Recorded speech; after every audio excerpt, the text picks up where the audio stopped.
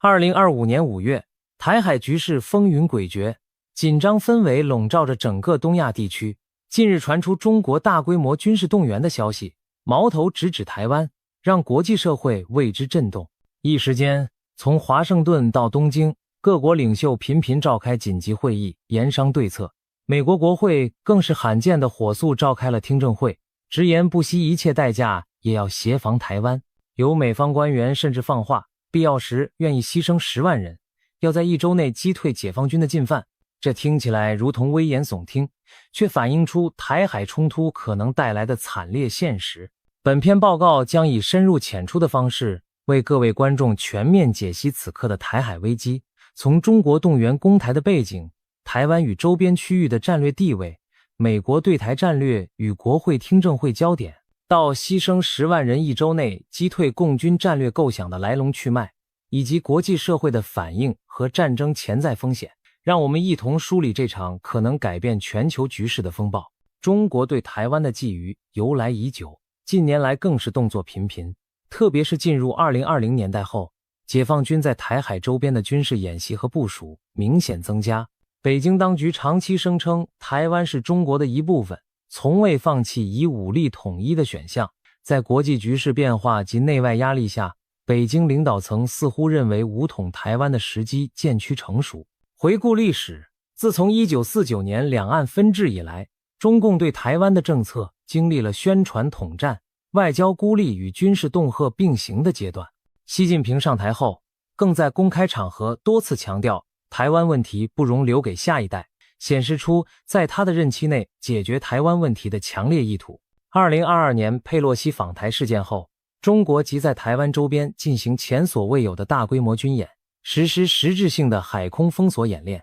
从那时起，台海紧张就一直居高不下。到了2024年底，台湾完成总统大选，新政府的两岸政策让北京相当不满。加之国际环境方面，俄乌战争延续，西方加强对中国高科技制裁，使北京感到外部形势日趋不利。在此背景下，传出解放军从2025年初开始进入实战动员阶段，沿海的福建、广东等省进行了后备役召集与大规模演练，东部战区部队频繁调动，登陆舰、2栖车辆等运输载具向沿海集结。中国官方媒体也加大了对民众的宣传，强调统一大业的重要性，营造全国一心准备战争的舆论氛围。另一方面，外界情报监测到解放军在台湾对岸的沿海导弹部队进入待命状态，大量弹道导弹与巡航导弹部署到发射阵地。军事专家指出，这种规模的调动已超出常规演习范畴，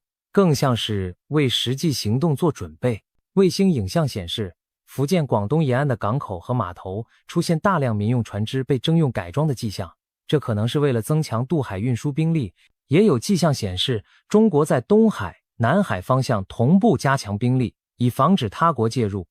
所有这些迹象让国际社会高度戒备。值得注意的是，习近平此前设定了解放军2027年实现建军100年奋斗目标，意味着在那之前，解放军应具备犯台的全面能力。不少分析认为，北京可能将2027年前后视为攻台的关键窗口期。然而，由于台湾内部政治发展及国际态势的变化，北京可能将时间表提前。当下这波动员很可能就是在为未来1至2年内的武力行动做准备。从政治角度看，中共内部也可能存在趁势行动的考量。习近平已经打破任期限制，第3任期进入中段，如果能够在此时有所历史突破，如统一台湾，将巩固其个人权威，并凝聚民族主义的向心力。总的来说，中国大规模动员攻台的背景复杂且多重因素交织，一方面有其长期国家战略考量，另一方面也受现实环境触发。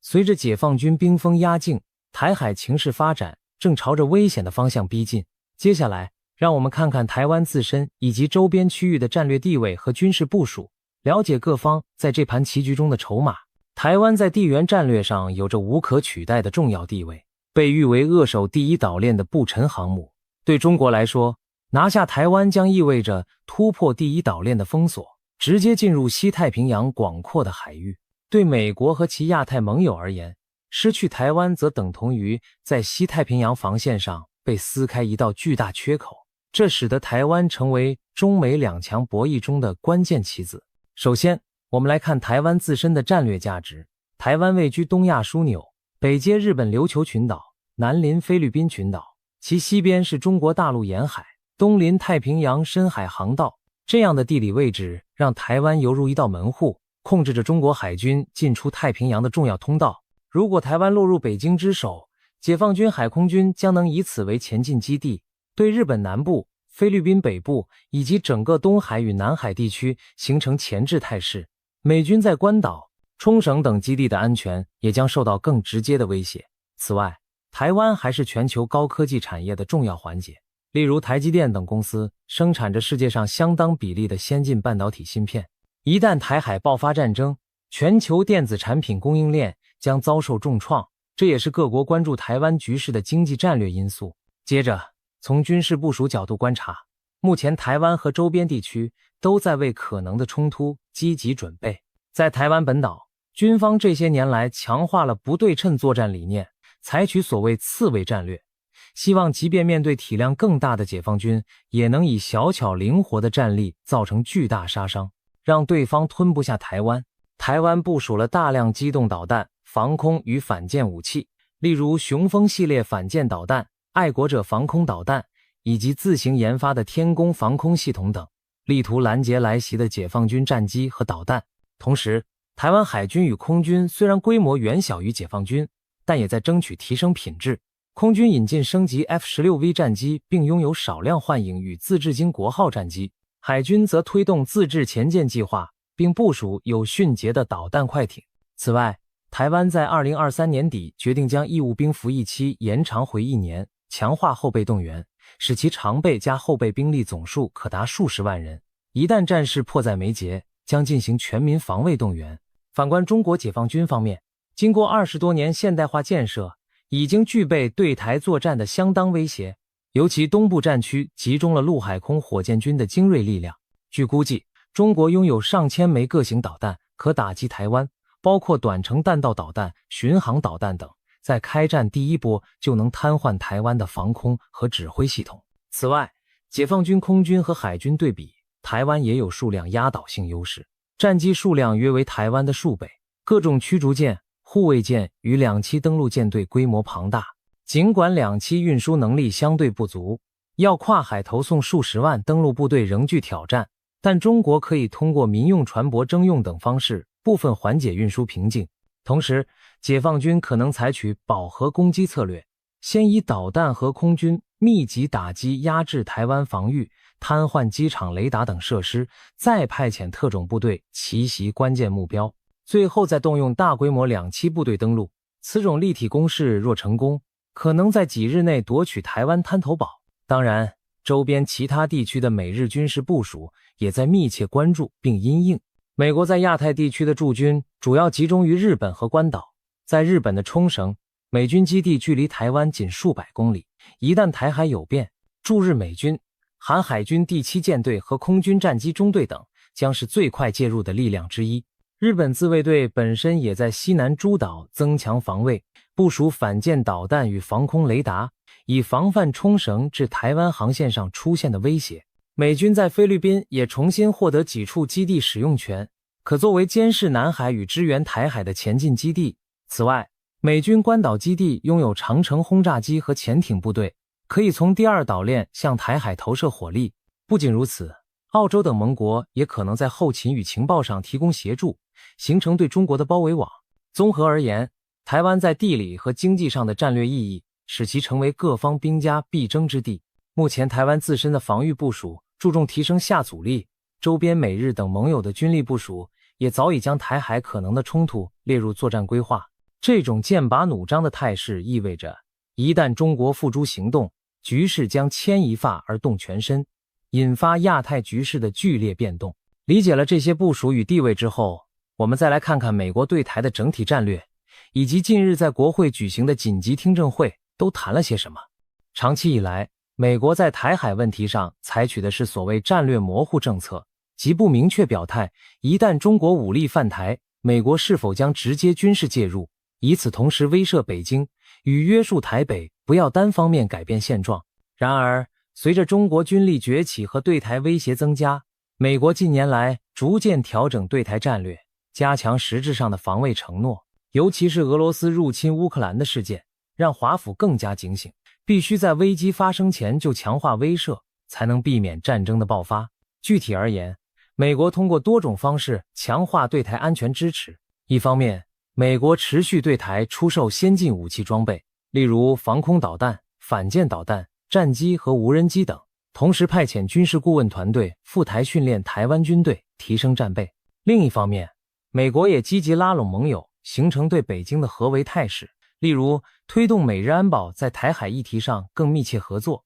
通过四方安全对话等机制凝聚印太地区对抗侵略的共识。此外，美国军舰和战机增加了在台海附近的巡航，公开宣示台海属于国际水域、国际空域，不容中方片面改变现状。这些举措显示出美国对维持台海现状的高度关切和投入。然而，美国的战略也面临两难，一方面要展现决心下阻中共，另一方面又不致刺激局势失控升高。因此，在外交辞令上，拜登政府仍维持一中政策与台湾关系法框架，但在行动上则低调实质介入。例如，美国多次暗示保卫台湾的意愿，拜登总统本人在过去几年曾多次脱稿，表示若中国侵台，美军将介入。这种微妙的平衡也反映在近期国会的动作上。2025年5月，美国众议院的一个委员会紧急召开了关于防止中共侵略台湾的听证会。这场听证会之所以引发关注，除了情势紧迫之外，还因为其讨论内容相当直白且震撼。会上，美国国防和安全领域的官员与专家们纷纷发言，强调目前台海的危机已迫在眉睫，美国必须做好最坏打算。一位国会议员直言，不惜一切代价，美国都要确保中共无法以武力征服台湾。这番话代表了美国政坛越来越主流的看法，即台湾对美国国家利益至关重要，绝不能让它落入北京之手。更引人注目的是，在该次听证会上，有与会者提及了一个惊人的数字：10万人。据转述，这名与会者警告说，如果中国执意发动对台侵略，美军和盟军可能在冲突初期付出近10万人伤亡的惨痛代价，才能击退解放军的攻势。他强调，尽管美军及其盟友最终有信心击败解放军的入侵，但绝不能低估这将是一场极为血腥和昂贵的胜利。简单来说，美方传达的信息是，即使付出沉重牺牲，他们也准备捍卫台湾到底。这番言论在美国国内外都引发了震动。一方面，他向北京传达了强烈的警告，美国不是在虚张声势，真的有意愿为保卫台湾投入巨大的军事代价。另一方面，也让许多台湾人和其他国家的民众感到震惊，因为10万人的伤亡意味着战争规模将远超以往人们的想象。这个数字也被媒体广泛报道，引发对台海战争后果的讨论。值得注意的是，这次听证会还讨论了其他相关议题，例如，有专家提出，美国应该汲取俄乌战争的教训，提前强化台湾的防卫能力，预防胜于治疗，不要等战事爆发后才仓促援助。此外，也有议员关注到台湾本身的准备状况，认为台湾社会和政府必须提高危机意识，加速防务改革，否则即便美国协防，也可能因为台湾准备不足而付出更大代价。总体而言，这场国会紧急听证会传递出一个明确信号，美国政界已把中共可能在近年内攻台视为高度现实的威胁，并准备动员资源予以下阻与应对。牺牲10万人，一周内击退共军这个惊心动魄的说法，正是近日引发热议的焦点。它源自前述美国国会听证会上的讨论，但背后其实反映出多方对台海战争可能走向的推演与评估。在这一部分，我们将深入探讨这一战略构想是如何产生的，以及其中隐含的战术考量。首先，为何会出现一周内击退共军的时间框架？军事专家指出，台海冲突的关键窗口往往就在开战后的头几天。假如解放军大规模登陆台湾，一开始的攻防结果很可能决定整场战役的走势。若中共军队能在初期取得滩头立足点，并源源不断运输增援，后续要再将其逐出，将变得更加困难且代价高昂。因此，美军与盟军的作战计划大多着重在黄金1周内扭转局势，也就是尽可能在战争一开始的数天内击溃解放军的攻势，摧毁其登陆舰队与补给线，把战事控制在短时间内结束。如果任由战斗陷入胶着，拖延数周甚至更久，不但伤亡数字会节节攀升，国际介入变数也更多，局势可能全面失控。接下来我们要谈谈牺牲10万人这个数字从何而来。尽管美军未公开详细的作战沙盘推演数据，但不少智库和军事分析早已对台海冲突进行了多次模拟。其中有的结果显示，即便美日联军最终击败解放军，中间付出的代价也极其惨重，包括航母战舰被击沉、战机成批坠毁、基地遭导弹袭击等等。累计下来，美军及其盟友在最初阶段可能会承受数万计的伤亡，而听证会上提出的10万人则可以被看作是一种极端状况下的估计值。一方面，它可能包含了美军、盟军和台湾本身军民伤亡的总和；另一方面，这个数字也带有一定的战略下阻意味，通过强调付出如此高昂代价仍要取胜，向中共表明美方的决心与觉悟。事实上，对美国而言，10万人伤亡是自二战以来难以想象的巨大的牺牲。美军在韩战约3年中阵亡5万多人，越战10年死去5万8千人左右，而现在却在沙盘推演中预期可能在几天内牺牲相当于2场战争总和的人数。正因如此，这个数字听来如此震撼。然而，将视野放大到整个台海战场，10万伤亡并非不可能，因为届时交战的不仅有美军，也包括台湾军队、日本等盟国军队，甚至还有大量台湾平民可能卷入战火。如果中国对台动武，台湾本土恐怕将遭受导弹狂轰滥炸，城市基础设施被摧毁，平民伤亡人数可能远超军事人员。因此，那10万人或许还只是保守估计，用来提醒各方台海战争的后果会多么严重。从战术层面分析，牺牲10万人击退共军的构想，意味着美日台联军在战争初期将不惜一切强力反击，即使面临重大伤亡，也要迅速瘫痪中共的攻势。这可能包括大胆且高危险的军事行动，例如美军航母战斗群深入台海冒险驰援，盟军战机不顾导弹威胁前往支援制空权，特种部队渗透敌后破坏指挥体系等等。如此激进的反制行动确实可能加大己方伤亡风险，但也是迅速改变战局所必须付出的代价。换言之，与其畏首畏尾避战而坐视台湾沦陷，美方更倾向展现破釜沉舟的决心，用巨大的初期投入来换取战略上的决定性胜利。总而言之，牺牲10万人1周内击退共军并非某种好战的宣示，而是对残酷现实的清醒评估与表态。一方面，它源自对战场态势的冷峻推演，唯有迅速击败入侵军才能保住台湾；另一方面，它也是一种震慑对手的表态，让北京当局明白美国已做好承受重大伤亡的心理准备，切莫低估美方决心。当然，没有人真心希望看到这个悲剧性场景成真，因此各方仍在努力通过外交与下阻避免战争。然而，此番激烈的战略构想的提出，恰恰显示出台海问题已经步入极其危险的阶段，任何侥幸与轻忽都可能酿成大祸。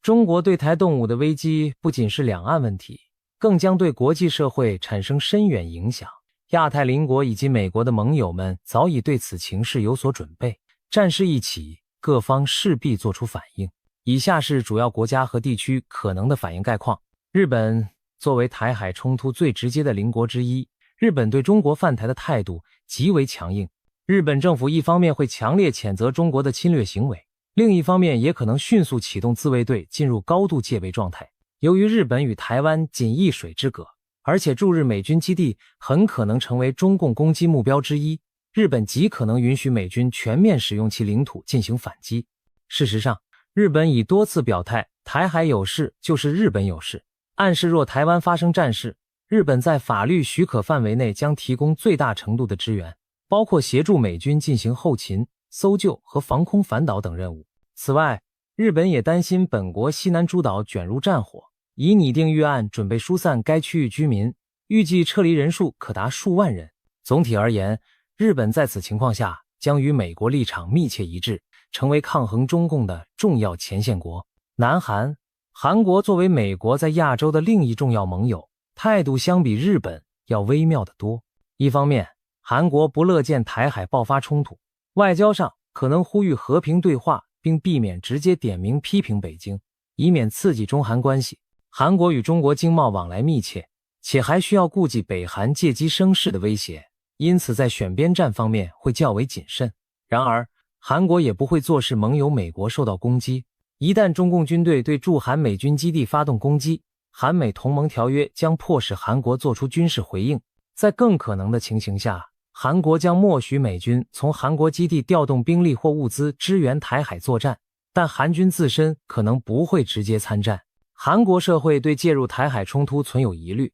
政府需权衡介入程度，以既确保与美同盟关系，又降低自身卷入战争的风险。东协国家、东南亚国家在台海问题上立场各异，但总体而言偏向中立与和平呼吁。东协作为一个区域组织，可能发表声明呼吁各方克制，通过外交手段解决争端，而不会明确谴责任何一方。然而，个别国家立场有所不同。例如，菲律宾近年来与美国安全合作升温，已同意美军使用菲国多处基地。一旦台海开战，菲律宾很可能支持美方行动，甚至可能在其北部巴丹群岛部署监视力量。然而，这也意味着菲律宾本身可能成为中共报复打击的对象。新加坡则一向在大国博弈中保持中立，但也会为美军舰艇提供补给、维修等便利，并强调维持区域稳定的重要性。越南和印尼等国虽对中共扩张心存戒备，但也不愿卷入大国冲突，预计将呼吁停火，但避免选边。整体来看，东协各国多数将力图置身事外，以保障自身安全与经济利益。但如果战火持续并波及南海航运安全，这些国家也可能被迫采取更明确的行动立场。澳洲、澳大利亚作为美国在太平洋地区最紧密的盟友之一，对台海战事的反应将极为积极。澳洲政府势必第一时间谴责中国的侵略，并公开表态站在美国和台湾一边。从军事角度看，澳洲虽然地处台海战区之外，但拥有不弱的军事力量和战略位置，可能为联军提供关键支援。澳洲可供美军使用达尔文等北部基地部署飞机或补给舰艇，同时澳洲皇家海军或将派遣舰只参与在南海及西太平洋的巡弋，保护盟军后方安全。情报与卫星监测方面，澳洲也能提供协助。当然，这一切行动将使澳中关系彻底恶化，但澳洲近年来在国防战略上明显转向，宁可承受经济压力，也要确保印太地区的安全秩序不被破坏。欧洲各国对于远在半个地球外的欧洲而言，台海战争同样会带来巨大的震动。欧盟和主要欧洲大国预计将强烈谴责中国的攻击行为，支持美国捍卫台湾的立场。在军事上，欧洲能直接介入的程度有限，但不排除英国、法国等具有蓝水海军能力的国家派遣舰队前往远东展示武力，或者提供情报与后勤协助。更重要的是经济和外交层面的反应。欧盟可能迅速协调对中国的制裁措施，就如同对俄罗斯入侵乌克兰时所做的那样。这些制裁可能涉及高科技、出口禁运、金融制裁、冻结资产等，对中国施加巨大的国际压力。然而，欧洲各国也需面对自身经济受损的风险，因为许多国家对华贸易投资甚深。一些对中国经济依赖较高的国家，如德国，可能开始时犹豫，但在整体舆论和盟友压力下，也将别无选择，只能加入制裁行列。总体而言，欧洲社会对中共武力犯台多半抱持负面态度。这场冲突势必进一步巩固西方民主国家对抗专制侵略的共识，或许标志着新冷战格局的明确成型。台海若开战，影响将远远超出战场本身，带来一连串难以预料的风险和冲击，并深刻改变全球局势。以下从几个主要层面来探讨核武升级与世界大战风险。首先，不容忽视的是核冲突的可能性。美中两国都是拥核大国，尽管双方都声称核武只作为防御和威慑用途，但一旦常规战争朝着不利某一方的方向发展，被逼至绝境的一方是否会考虑动用战术核武来扭转劣势，将成为全世界最为担忧的剧本。一枚核弹的使用都可能使冲突瞬间升级为毁灭性的世界大战，引发难以想象的灾难。因此，每当讨论台海战事，国际战略界都格外强调下阻核武升级的重要性。毕竟，任何一方都需慎防将对手逼到孤注一掷的境地。战争外溢与多重冲突，台海战争很可能牵一发而动全身，导致其他地区的紧张局势同步升高。举例而言，北韩可能趁美国焦点转向台湾之际，加大对韩半岛的挑衅。同时，伊朗或中东地区的武装组织也可能见机行事，扩大自身影响力。此外，俄罗斯作为中国的战略伙伴，或许不会直接介入台海，但可能在欧洲或其他领域采取行动牵制美国与北约，例如在乌克兰战场加大攻势。换言之，台海冲突有引爆多重地缘政治危机的风险，使全球同时面临几个热点战场的考验。这种情况下，国际协调将极为困难。联合国安理会也因中美对立几乎瘫痪，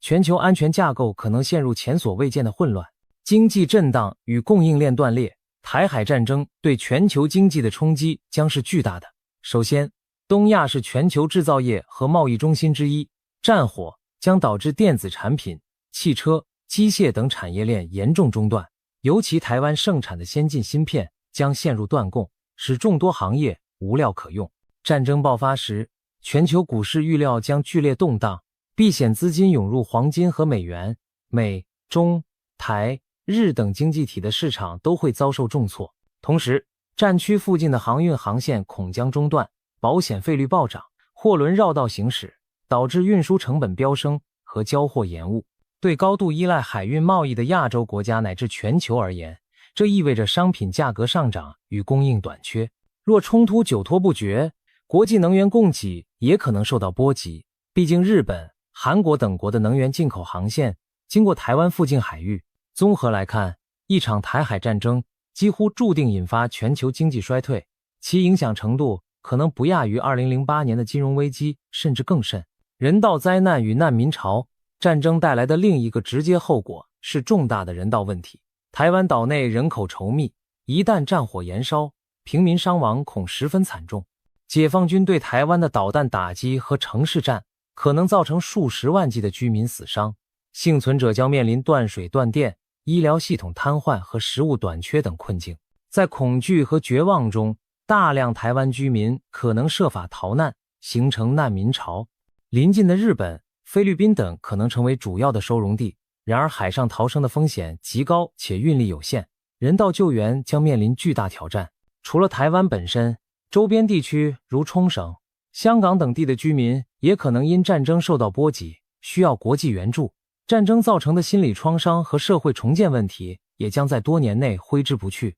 科技与军事格局变化，台海之战还可能重塑全球科技和军事力量对比。如果中国败退，解放军实力将遭受重创，多年积累的舰艇和飞机损失殆尽，恐需长时间才能恢复元气。而美国与盟国虽胜亦伤，可能加倍推进军力建设并促成亚太版北约的出现。相反，如果中国取胜夺下台湾，美国的国际领导地位将遭遇自二战以来最大打击，亚太安全架构全面改观。届时，日本等国势必考虑发展核武等更强自卫手段，全球将进入军备竞赛的新阶段。无论哪种结果，台海战争后，世界都难以回到从前的格局，要么中国的崛起受到致命挫败，要么西方主导的秩序被撼动。一场战争的成败可能决定21世纪后半叶国际秩序的走向。最后，可以肯定的是，台海战争将是对全球政治经济体系的一次巨大冲击和考验。